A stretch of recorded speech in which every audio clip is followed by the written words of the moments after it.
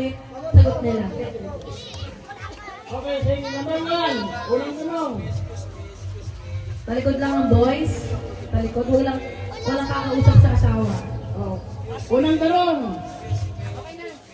Wedding anniversary. Date ng wedding anniversary. Complete date na may year. Wak tinta daw. Oh, wak tinta.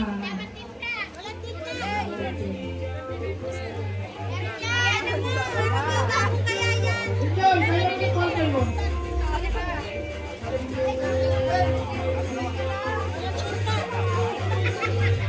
Ganda. Tapos na oh, tapos na. Number 1, tapos na. Oh, sige, ito na ha. O, dito po tayo mag-start sa unang partner natin. Ano po ang inyong wedding anniversary? October 28, 2018. Wow! October 28, 2018, 1 point! 1 point! Sige, check ko naman yun. Ito naman po sa ating second partner. Ano po ang wedding anniversary nyo? April 12, 2004. Yes! 1 point! Next up, ito talagang magkakasuwatan. Talagang inasal ba talaga kayo?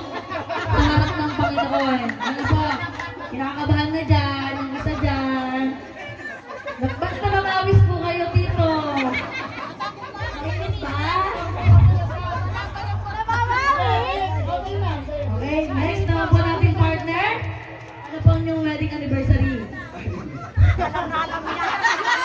Narinig ko yung boses, parang narinig. Normal yun, normal daw po yun. January 30, 2005. January 30, 2005!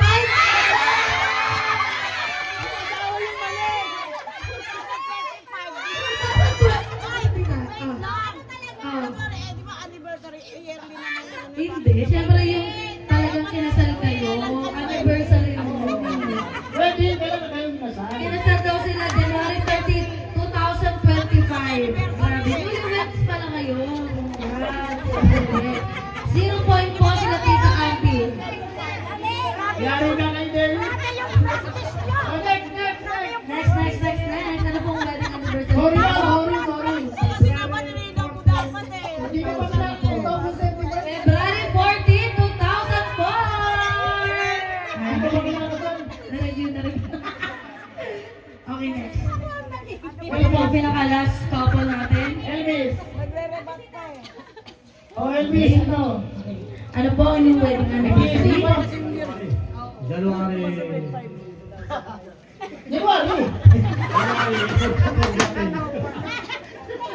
January, tapos kami na pumabahala sa date? Kasi parang date po na rin to. Ano ba? January, ano? 15, 2000. I think 1. January 18? 15 ba? 15? January 15, 2001. Nanay, tama po ba? 2002 kayo? Nanay! Sino yun? Sino yung unang asawa? Sino yun? Sino po? Meron po ba kaming alam? Ay, meron po ba kaming hindi alam? Okay, then. Yun na, una daw yun. Okay lang yan, nagpatawaran na po sila at yun, 2002 na ikasal po ulit Okay, siya. number 2 question. Number 2 question. Madali pa rin daw, ha? Anong size ng paa ni Mr.? Ayan, yan ang masusukatan natin kung anong size talaga ng ibang mga mister. Okay, next po, ano pong size version mo? Size 7 yun? Inches. 7? Size 7. Tama. Next po, ano pong size ng paa nyo? 41 din daw. 10, 41 titito. Ano po yun? Size ano yun? Bale. No, size 10 kasi dito. Tingnan kayo ng paa yun. Next po, anong size nyo, tito? 8.5. Size 8.5, Tita Ampi. Tama? Tama. Bumawi. Talagang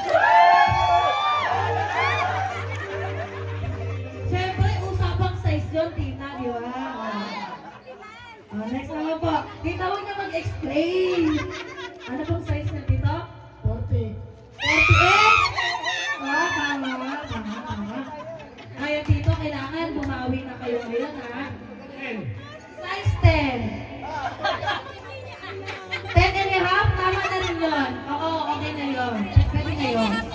Kasi nagbigay kayo ng adjust na. Kung tama po yan, tama yan. Okay. Sige na, baka mag-away pa. Question! Go! Ito, madali pa rin ha. Kaya kasi, mga amin na taon, kato madali. Ito medyo mahirap. Batlong anong birthday ni Mrs.? Birthday ni Mrs.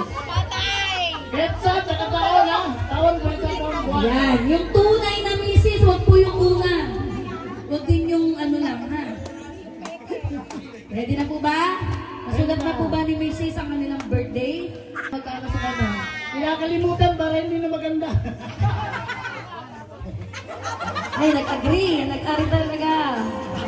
Alright, para maibali ito po natin sa simula, no? Ano po ang birthday ng inyong asawa? Kinakabahan yung dalawang birthday na. Kinakabahan. February 9, 19, kami na po ba ang bahala ulit? 1995? Ay, ang bata naman po ng inyong asawa. Sino po ulit yun? Sino po? 30 years old lang po ang inyong asawa? 90, bigyan natin ng chance. Siyempre lahat naman po tayo nagkakamali. Tama po ba? Ulitin niyo po ulit ng isang diretso. February 9, 1975. Tama po ba? Hindi! Patay! Sino yun? Ano bang tamang birthday mo, Nay? February 9, 1970. Sino yun? Mas bata yung una yung binanggit dito. Ang dami. Ba't parang ako yung pinagpapawisan? Ulit. Grabe.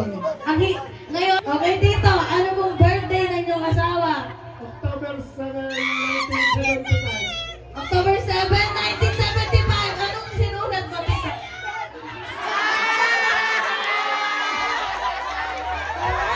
Sino yun? Hala! 1971. Dito, ano na? Grabe. Wala. Parang nagpapakilala po ngayon ang mga Aguilar. Mas nakikilala po namin kayo. Wala na dito, okay na. Nagtampo na si tita. Wala na yung pa-premyo mamaya. Next, grabe, umiinit. Ay, ito po pala, yung tatlong question kasama po ito, madali lang po iyon. Pero nahihirapan po ang ating mga mister at missis. Okay, kayo naman po ano pong birthday? Alright,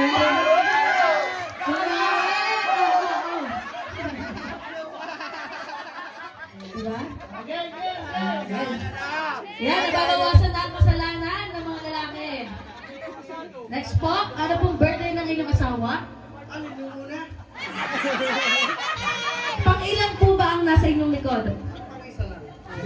Nag-iisa. Sige po, ano nga pong birthday ng inyong nag-iisang asawa? February 23, 1979. Tama. Tama? Tama! Alright. Grabe. Next po natin, last na partner.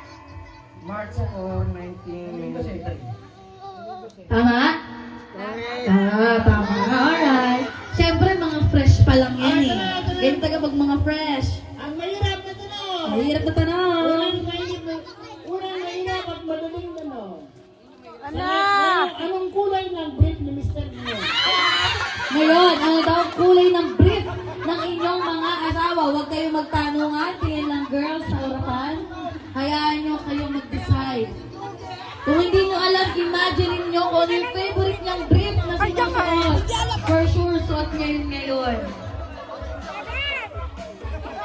Okay lang yan. Hindi na po sinabi kung lalagay niyo po ba kung wala ng garter or ano. 5, 4, 3, 2, go. Ano? niya. Tinignan pa niya.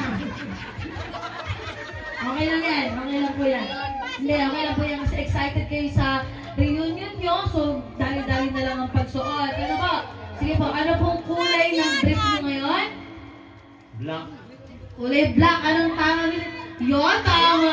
Grabe. Kilalang kilala mo ang iyong asawa, Nay. Isa lang din yan.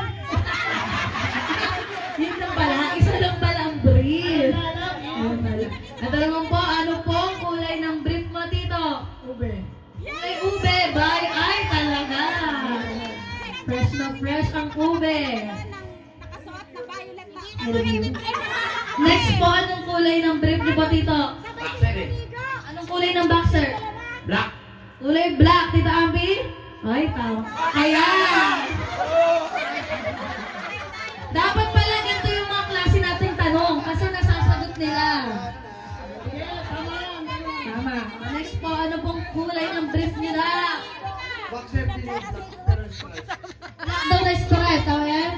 Ay, saktong-sakto, black na stripe. Very good. Very good. Diba? Kapag ganyan, alam na alam. Ano pong kulay ng brief niyo daw po, Tito? Black daw po ang kulay. Anong tama po ba? Ano? Wala, ano?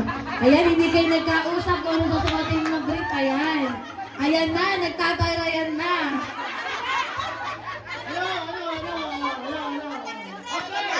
Pagkatapos nagpalit. Tita, nagpalit kasi after daw. Okay, ito na. Yung number 5, after yung number 5, aalamin natin yung score.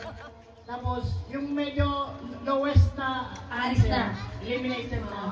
Yung remaining, tuloy yung laban. Ito pang 5 Isulat! Isulat ang... Upo na. Upo muna kayo, upo muna. Magkakaalaman dito kung talagang active na active ang pamilyang Aguilar. Huwag nang magbulungan, huwag nang magbulungan. Upo! Upo! Tita likod! Wala na. Wala na. Ayan. Namumblema yung isa dito dahil matagal na daw. Sige, hula-hula na lang. Ganun talaga. Pagka umeedad na. Last week, last month, Dapat tanda yung date. Maganda tanda yung date. yes. Kung may oras nga, mas okay eh. Kailan ang huling benda? Huwag na kayo magkasundo. Doon na tita, sige na. Naintindihan namin kayo. Ibigay na natin sa ibang mga talagang... Sa ibang... Okay, game. Tapos na. Okay na po ba? Oh. Bilangin mo natin. 5, 4, 3, 2, 1. Huwag na mag-usap ang bawat mag-asawa. Kailan po ang huling bembangan nyo ng inyong misis? 17. Nung 17! Anong meron nung 17? Ah, tama! Tama. Nung 17 daw. Ay, fresh na fresh. Sa Bicol, paata na ganap. Ay, nakarang araw nga. Dito nga lang, ano? Sige dito. Walang paawat. Talagang sa Holy Week pa talaga, ha?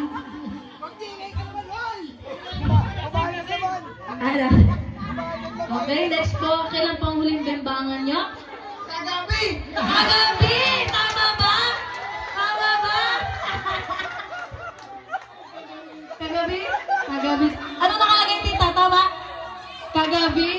Kagabi! Mabuhay!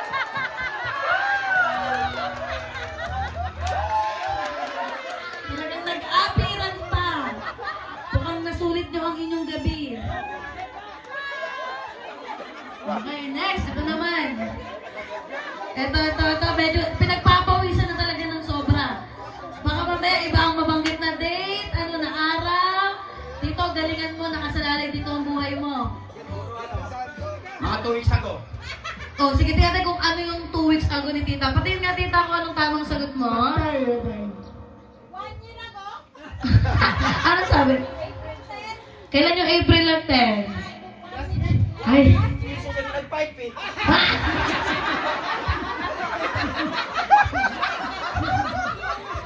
Mali yan, mali. Kasi 2 weeks ago, siguro nasa April 1 to 5 lang pa lang yun eh. So, oo, dapat last week dito, pero okay lang yan. Medyo malapit.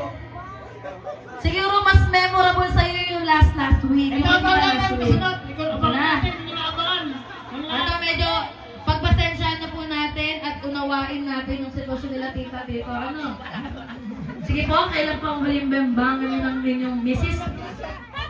Medyo confidential lang. Secret. Ayaw sabihin. Nagbigay ubayan na, nagpaubayan na. Okay, so wala po yan na, wala po yan, wala. Ano? Ano sabi? Hindi, kailangan nga may mali-mali nyo. Siyempre nag-usap na yan sila dito, tita.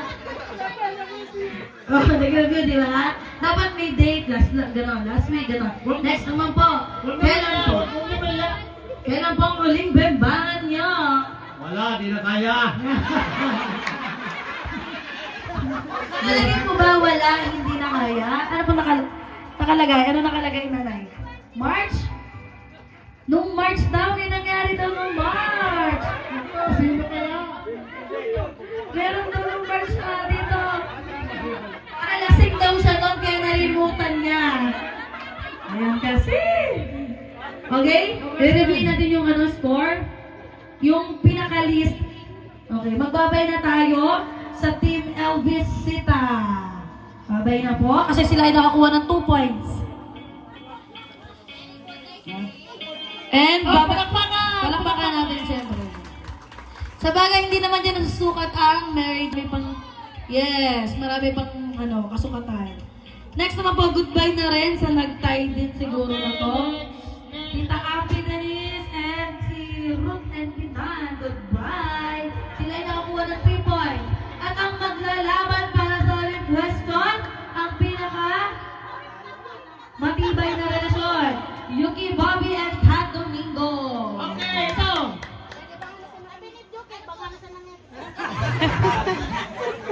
Game. Oo, Dapat tapusin natin. Ito, tatlong sagot lang. Pagpipili tatlong sagot. Anong oras ang paborito nyo, anong oras ang paborito nyo mag-bang-bang? Umaga, hanggang nagali. Ayan. Umaga, hali, then gabi. Okay.